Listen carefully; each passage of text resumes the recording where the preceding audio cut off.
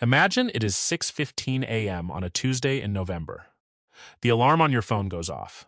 It is the same default chime you have used for the past 4 years, and just hearing it sends a microscopic jolt of anxiety through your chest. You hit snooze. You stare at the ceiling. The room is still dark, and the air is heavy with the exhaustion you carried to bed the night before. You are 31 years old. But this morning, your bones feel like they belong to someone a decade older. You roll over and pick up your phone. Before your eyes have even fully adjusted to the light, you open your email. There are already 7 unread messages. 3 of them are from your manager, sent at 11:42 p.m. last night. They are marked urgent. They are always marked urgent. You drag yourself out of bed. You step into the shower. You put on a button-down shirt that you bought just because it fit the company dress code. You walk out to your car. It's a nice car, a 2023 model. It costs you $580 a month, not including insurance. You bought it because you got a promotion 2 years ago and thought you deserved it. Now, that car feels less like a reward and more like a rolling prison cell, keeping you tethered to a job you desperately want to leave. You sit in traffic on the highway. You look at the cars around you. Hundreds of them. Thousands of them. All moving in the same direction, filled with people drinking the same lukewarm coffee, dreading the same fluorescent lights. You realize, in this quiet moment behind the wheel, that you are just a cog in a massive machine designed to keep you running. You swipe your badge. You take the elevator to the 4th floor. You sit at your desk, and then the performance begins. You nod in meetings about quarterly projections that do not matter to you. You type phrases like, "Just circling back on this, and hope this email finds you well," to people you haven't spoken a genuine word to in years. You watch your coworkers, some in their 40s, some in their 50s, looking exhausted, complaining about the air conditioning, waiting for 5 p.m. to roll around so they can go home, watch 3 hours of television, and do it all over again. And sitting there, staring at a spreadsheet that tracks meaningless metrics, a terrifying thought enters your mind. What if this is it? What if this is all my life will ever be for the next 30 years? Most people feel this exact dread. Most people push it down. They go to happy hour on Friday, buy something they don't need on Amazon on Saturday to feel a temporary rush of dopamine, and by Sunday evening, the knot in their stomach returns. But not you. Not today. Today, you do not push the feeling down. You let it sit there. You let it burn. Because today is the day you realize that the rat race is not a physical place. It is a psychological trap. And the only way out is not to run faster, but to quietly step off the track. You open a blank document on your computer, hiding it behind your corporate spreadsheets. You title it, the 18-month plan. You do not write a letter of resignation. You cannot afford to. You have rent. You have the car payment. You have credit card debt from vacations you took just to escape the stress of your job. Quitting today would be financial suicide. Instead, you write down exactly what you owe and exactly what you own. You look at the numbers. They are not pretty. You make $70,000 a year, which sounds like a lot of money to the outside world. But after taxes, the car, the apartment, the subscriptions, and the lifestyle of a successful professional, you are saving exactly $112 a month. You realize the cruelest joke of corporate America. They pay you just enough to keep you comfortable, but never enough to set you free. So, you change the rules of the game. Month 1 is not about making more money. It is about stopping the financial bleeding. You sit at your kitchen table on a Saturday morning. You cancel the streaming services you never watch. You cancel the gym membership you use twice a month. You look at your bank statements and realize you are spending $400 a month on takeout lunches and overpriced coffees, mostly bought because you are too tired to prep meals. You stop. You buy a thermal coffee mug. You buy groceries. You start bringing your lunch to work in a plain container. At first, your coworkers notice. They ask if you are on a diet. They ask why you aren't coming down to the food truck with them. You just smile and say you are trying to eat healthier. You don't tell them the truth. You don't tell them that every $10 salad you skip is another brick in the wall of your freedom. Stealth wealth is born in these quiet, invisible choices. By month 3, your coworkers have stopped asking. By month 3, You have completely decoupled your ego from your spending. Your friends invite you to an expensive weekend trip. The old you would have gone, put the $800 on a credit card, and worried about it later, terrified of looking broke. The new you simply says, I can't make it this time, but have a great trip. It stings at first. The ego is a fragile thing. But then, you look at your savings account. For the first time in your adult life, the balance is growing. You are no longer saving $100 a month. You are saving $800 a month. You haven't gotten a raise. You haven't inherited a dime. You just stopped financing the illusion of success. Month 6. The job hasn't changed. The emails are still urgent. The meetings are still pointless. But you have changed. When your manager sends a passive-aggressive message at 9 p.m., you no longer feel a spike of adrenaline. You don't reply immediately. You close your laptop. You realize that their artificial urgency is no longer your emergency.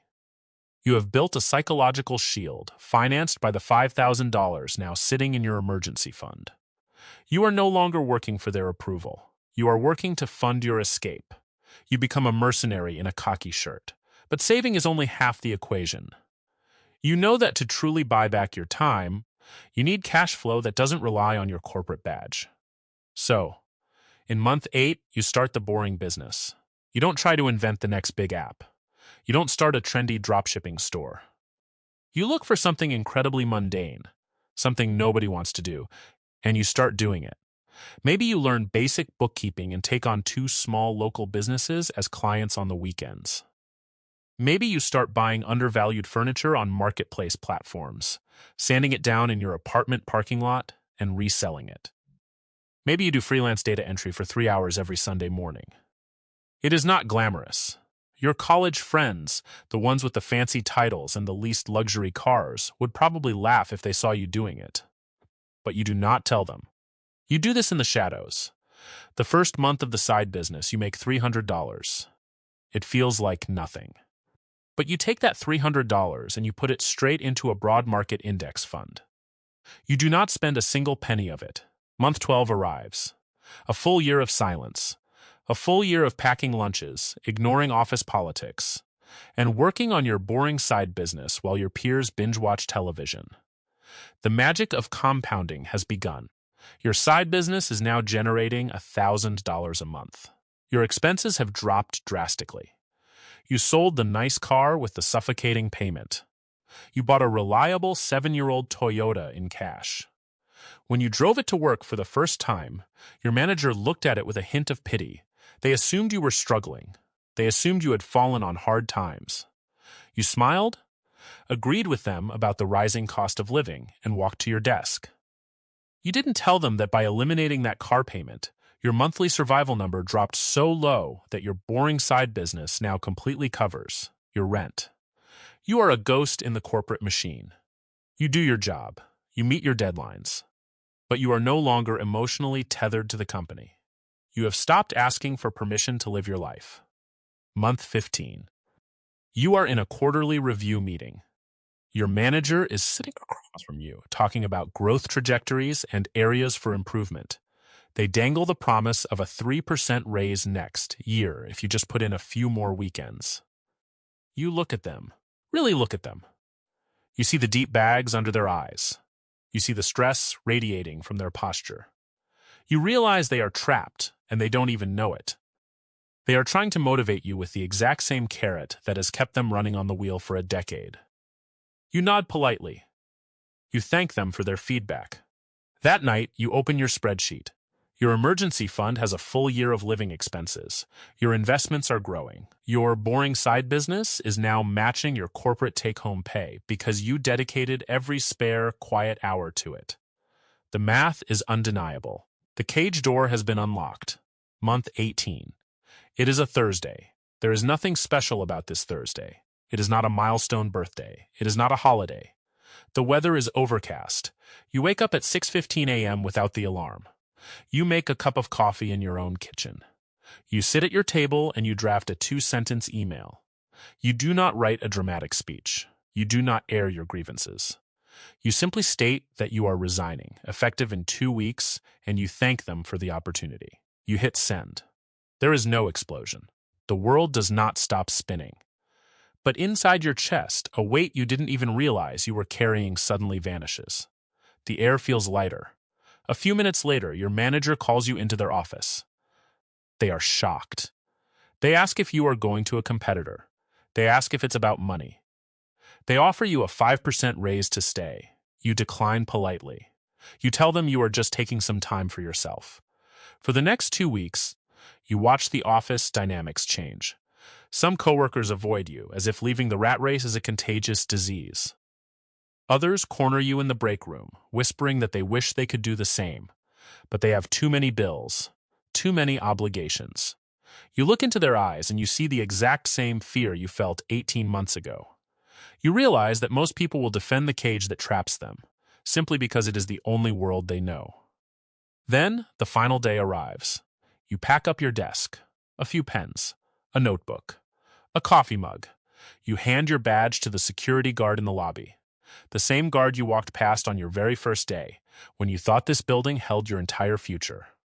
You walk out through the sliding glass doors. It is 10:30 a.m. The sun is shining. The streets are relatively quiet because everyone else is inside, sitting under fluorescent lights, answering urgent emails that don't matter. You get into your older, reliable car. You don't turn on the radio. You just listen to the sound of the engine. You drive away from the corporate park. You have done it. You have reclaimed your time. You have bought back your life. You don't have a multi-million-dollar mansion. You don't have a yacht. You are not going to post a picture of yourself on a private jet. To the outside world, you look completely average. Your neighbors will see you mowing your lawn on a Tuesday afternoon and assume you are unemployed or working a strange shift. Your former colleagues will eventually forget about you, assuming you just couldn't handle the pressure of the corporate ladder. They will have no idea. They will not know about the 18 months of discipline. They will not know about the spreadsheet. They will not know that the quiet, unassuming life you are living is funded by a machine you built in the shadows. You are a silent millionaire in the making. Not because you have $1 million in the bank today, but because you have $1 million worth of time. You wake up when your body is rested. You work on projects that bring you peace. You spend your afternoons reading, walking, living. The rat race is loud. It demands your attention. It demands your stress. It demands your youth. But freedom? Freedom is incredibly quiet. If you are listening to this right now, and you feel that tightness in your chest on Sunday nights, if you look at your life and realize you are trading your most vibrant years for a paycheck that barely keeps you afloat, know this: the exit door is not locked. It has never been locked. You do not need to win the lottery to walk through it. You do not need to be a genius. You just need to be patient. You need to be willing to look ordinary. You need to be willing to trade the illusion of status for the reality of peace. Start today. Calculate your survival number. Cancel the subscriptions. Stop buying things to impress people you do not even like. Guard your time like it is the most valuable asset on earth, because it is. Build your plan. Keep it a secret. Do the work in the margins of your day. And one day, you too will walk out of the glass doors for the last time. You will step into the morning sun, and you will disappear into a life of your own making. I'm Henry. Welcome to the boring path.